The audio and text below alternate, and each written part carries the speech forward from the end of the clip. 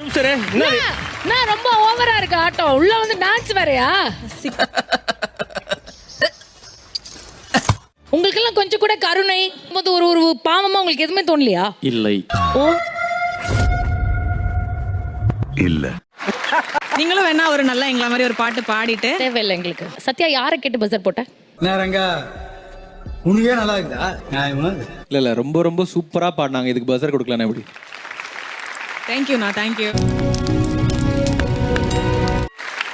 என்ன கிளாப் தட்டுறீங்க? நீங்க ஒன்னும் எடுக்கல, அவங்க தான் எடுத்தா. சரி சார் புலம்பாம வரீங்களா கொஞ்சம்?